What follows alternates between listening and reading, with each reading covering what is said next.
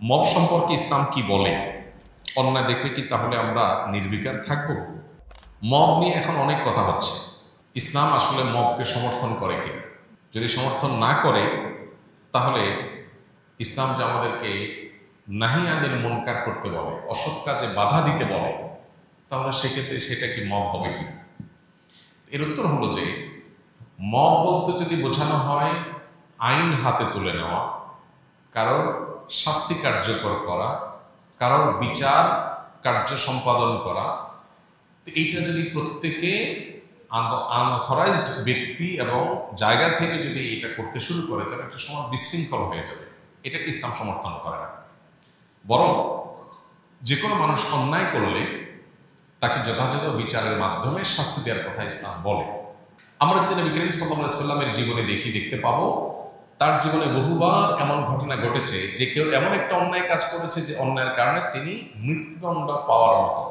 সেখানে উপস্থিত কোন একজন সাহাবী বলেছেন, হে আল্লাহ রাসূল, আপনি আমাকে পারমিশন দিলে এই লোকটা যে জঘন্য অন্যায় করেছে তার শাস্তি আমি কার্যকর করতে চাই।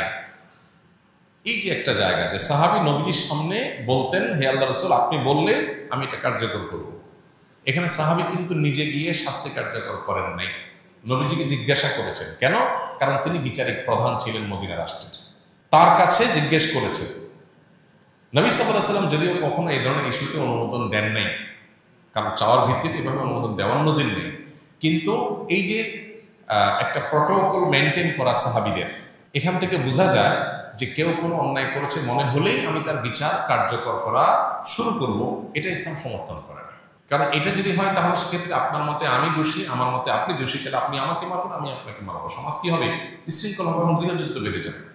এই জন্য এটাকে ইসলাম সমর্থন করে না। কিন্তু আজকাল কোনো অন্যায়ের প্রতিবাদ করতে গেলেও সেটাকে অনেকে মব হিসাবে চালা দেওয়ার চেষ্টা করছে।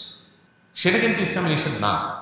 কোরআনে সবচেয়ে বেশি যে বিষয়ে নিষেধাজ্ঞা এসেছে সেটা হলো অন্যায় থেকে বিরত থাকা। অন্যায় কাজের ব্যাপারে কোরআনে সবচেয়ে বেশি আয়াত আছে যে অন্যায় কাজ নিজে করবে না, অন্যায় করা নিষেধ। আবার এর পাশাপাশি অন্যায় দেখলে সেটা বাধা দিতে হবে, এ ব্যাপারে নির্দেশও আসছে কোরআনে সবচাইতে বেশি।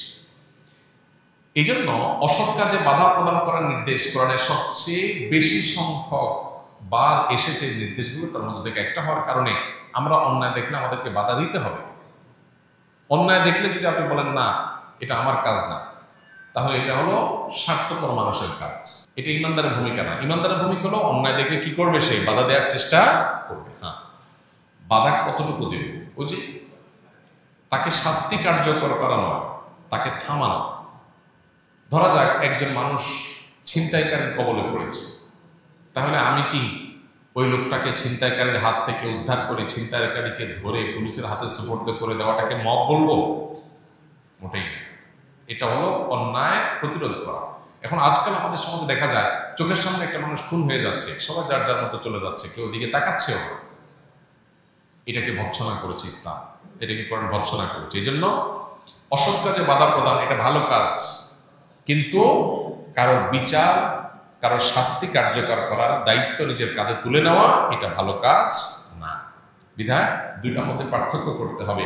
আজকাল অতিরিক্ত মব করতে করতে আমরা সবাই ব্যক্তিকেন্দ্রিক, নিজেকে চাচা আপনার যান বাঁচা আর বাকি সব জাহান্নামে যাক, গোল্লা যাক, শেষ হয়ে যাক, দেশ শেষ হয়ে যাক, এরকম যদি মানসিকতা আমরা লালন করি তাহলে একটা দেশ কখনো ভালো জায়গায় যেতে পারে না।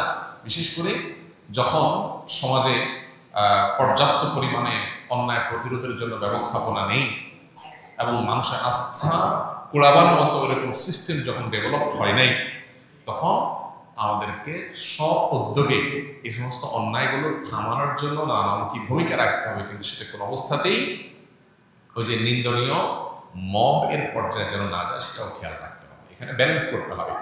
মব করে করে আপনি একেবারে নাহি আনিল মুনকার বা অসৎ কাজে বাধা প্রদানের রাস্তাটাকেই বন্ধ করে দিবেন, সেটা একটা সমাজের জন্য ভালো কিছু বয়ে আনতে পারে না। ফেসবুক বা ইউটিউব থেকে উপার্জিত অর্থ হালাল হবে কিনা? ফেসবুক বা ইউটিউবে অ্যাডসেন্স, যেটা নর্মাল অ্যাডসেন্স হয়, এটা দিয়ে উপার্জন করা হালাল নয়। কারণ সেখানে যে অ্যাডগুলো আছে এর মধ্যে প্রায় 100% অ্যাডই হলো মিউজিক নির্ভর।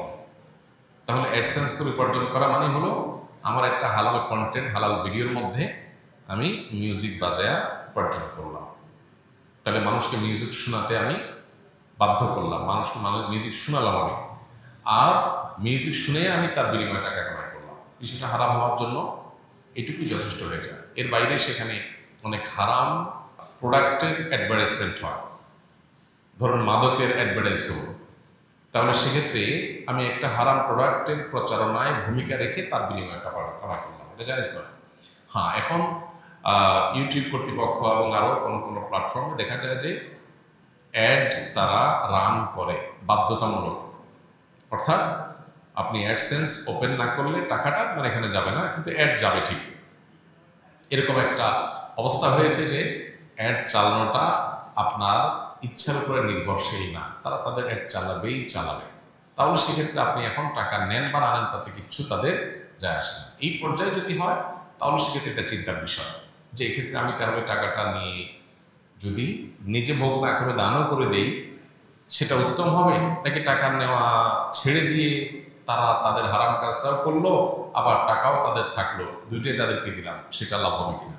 এক্ষেত্রে অবশ্যই প্রথমটা অধিকতর যুক্তিযুক্ত বলে মনে হয়। অর্থাৎ যদি এমন হয় যে না তারা অ্যাড চালাচ্ছেই, আমি অ্যাডসেন্স ওপেন করি বা না করি, তাহলে সেক্ষেত্রে আপনি টাকা নিলেন, টাকা নিয়ে প্রয়োজনে অনেক সময় আমাদের বুস্টের কাজ করতে হয়, সোশ্যাল মিডিয়াতে যারা কাজ করেন তাদের, সেগুলোতে খরচ করলেন অথবা দান করে দিলেন, নিজে ভোগ করলেন না, সেটা একটা পর্যায় পর্যন্ত যৌক্তিক মনে হয়। আল্লাহ আল্লাহ। আস সুন্নাহ ফাউন্ডেশন, উম্মার স্বার্থে সুন্নাহর সাথে।